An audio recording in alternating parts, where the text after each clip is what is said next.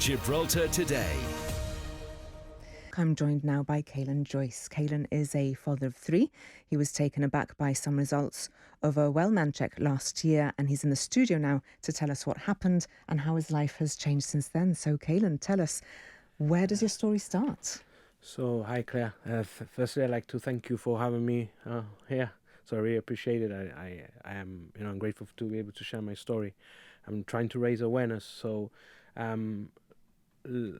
last, I think it was the January before this January, I got a one-man check, the first ever one-man check I have ever done, and the doctor told me it was one of the best results he had ever seen. It was private, done in a private clinic because I have private healthcare, so I go normally privately to get checked. But it was the first one-man check. I just did it randomly because I was over 40 and people at work were getting it done. So I said, look, I'll go and check it out.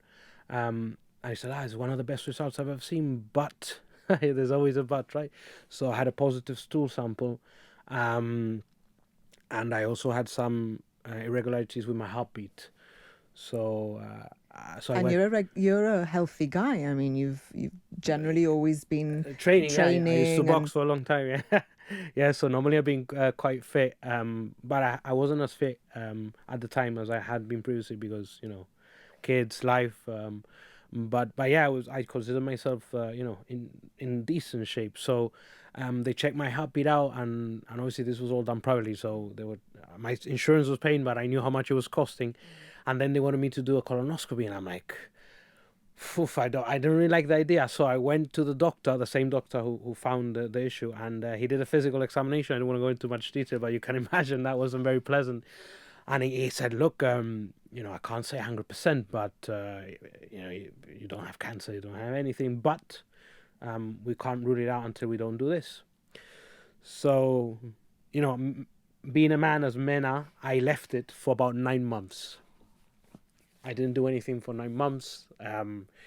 In hindsight, maybe it worked out better. I don't know, because it kind of, I had a tumour in my appendix, low-grade appendiceal mucil is called, and this is what was found in the colonoscopy in November. So next month will be 1 year, and it was followed up with a CT scan where they confirmed it was quite big actually. It was about 15 by 5 by 5. So I'm talking about something that was not small. And the doctor obviously is like, this you cannot leave. Obviously he took my wife to the side room, and I didn't know what happened because I was drugged up. This was at the specialist clinic. I like to thank them because they were very professional, and I really, they saved my life. I was paying for it, but still, right, they offered the service. And after that it was just a whirlwind. I was transferred to the I was going to go to Marbella initially to get the operation, but the doctor who also worked to the GHA, he recommended that it's better at home. I think it's the second one they've ever seen in Gibraltar. He hadn't seen it. One of his colleagues had seen it before, and it's incident rate of about 1 or 2 in a million people. But it's increasing in prevalence with people under 40. you went, was it just a natural screening and done? So you were I really just need to get this stuff checked. Like you said, people talking at work, let's just go and do it. I literally went because, I don't know. Maybe I knew subconsciously that something was wrong with me. I don't know. Yeah, because you said that you didn't necessarily have any symptoms. No. So you Zero symptoms. So is that normal for this type of... It is. So the thing with because this is it was PTIS, the staging, so it was cancer in situ, right? People think that if you have cancer that you look sick, right? But when you look sick is when you're quite further down the line, okay? If they catch in the early stages, you don't look sick. Most people don't even feel sick. So that is the issue. So this is why I'm trying to raise awareness. I haven't come before to the program, even though GBC offered, because mentally, It's a big deal. So after your diagnosis, you had your operation, and things were then looking positive? Sorry. No, at all. It's your story, Kaelan. You tell us as much or as little as you want. We're just really happy that you're here and that you're able to tell the story. And It's important for other people to hear it as well and to realise that maybe they need to go for a check too. This is why I didn't want to come, but I think it's good that I came because I have to do it. So yeah, it was mentally straining, obviously, because when they tell you that you could die, it kind of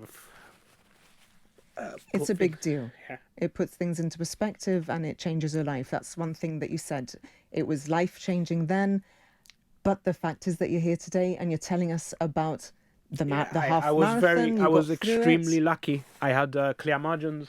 The problem with this type of tumor is that if it's contained, it's fine. The recurrence rate is about 3 or 4%, which is very low. Because I've been talking to experts privately in Basingstoke. Also, I managed to get a reference via the GHA to NHA Christie. So there's only a handful of expert centres in the UK that deal with this kind of things. So and obviously, as I have private insurance, I talked to the top guy in Europe for like half an hour, and I don't know how much it cost me, but I didn't care, right? So and also the Christie. So it was it if it spreads, that's when it becomes a problem because it leads to something, and I'm going to bring up my phone because it's how to pronounce. It's called PMP for short, but it's Pseudomyxoma Survivor. And basically, it's a clinical condition caused by cancer cells that produce abundant mucin or genitus ascites. So basically, it's a mucin that kind of covers all your organs. And it doesn't spread like normal cancer, but it's mostly incurable. They can contain it, and in my case, I had a little low grade, so it was the least aggressive. But if it spreads, you need to have operations, and the only way they can treat you at the moment, there hasn't been any advancements because obviously it has very limited funding because it's very rare. There's not many people that have it, even though it's increasing. Is that they use a heated chemotherapy, and they put it through your organs and by removing organs. So it's not great, right? But they just remove you. They remove your organs, and they use heated chemo. The heated chemo works for some people, works or doesn't. The organ removal does because basically they scrape the gel, and what a lot of people get is jelly belly, where the kind of they look fat but they're not. Right? It's all the jelly inside them, and that. Obviously, you get bowel obstructions. It starts affecting, and it kills you slowly, basically. So, the doctor at the time, I ended up having issues with him towards the end because I wanted to be dealt by the expert, by people who deal with this all the time, right? He saved my life. But he was obviously trying to calm me down. But I knew because, you go on Google these days, especially someone like me who works in cybersecurity, and I'm very good at researching stuff and soaking in information and digesting it and using maybe AI to kind of summarize. I knew this was dangerous, right? And I knew it was a serious problem. So I got in forums, I joined groups, I started talking to people like me that has suffered. Every time I felt more lucky because about 90% of the cases like me, it's too late. It's already spread. People can live up to 10 years if depending on, and also there's a ham, which is a high grade version of this, and then there's appendical cancers, depending which one, they have different survival rates. But there's quite a few of them. So the Neurocrine, and I'm not a doctor, so I'm not going to talk about that. But yeah, it's I got so informed. I started reaching out, and the information they all gave me, every single person I spoke to, the people on the forum, was be your biggest advocate, and I advocated for myself. I annoyed a lot of people. I kept pushing for myself. I completely understood that the people at JHA were doing the best they could with the resources they had and the knowledge they had. But I had to look out for myself. I have 3 young children, my wife, and if I die, ¿qué pasa? Well, what? Me muero, okay, court case or whatever afterwards, but I'm dead. But you're here. But I'm here. So, yeah. what is your message? I mean, I know that you've run the half marathon. You're Yeah. raising funds and awareness. So we'll share your Just Giving page details later on our website. We'll definitely make sure that goes out there. Give us. Unfortunately, this show is a bit of a short one. Talk too much. At all. We're here for your message. So what should people do? My message is, especially for men, get checked. Get checked. Like, don't leave it if you feel something's off. If a doctor tells you, look, you need to get this checked, go and get checked. Go do it via the GHA, do it via a clinic. It could save your life. It saved mine.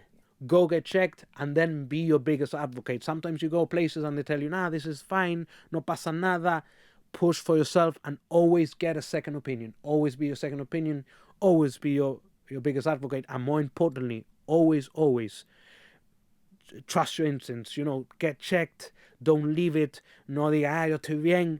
After a certain age, and even younger people, you need to be on top of your health, right? Because when things go wrong and you feel them go wrong, it's probably too late. So just those little symptoms, que mal te da? Just go there and make sure that there isn't anything wrong with you.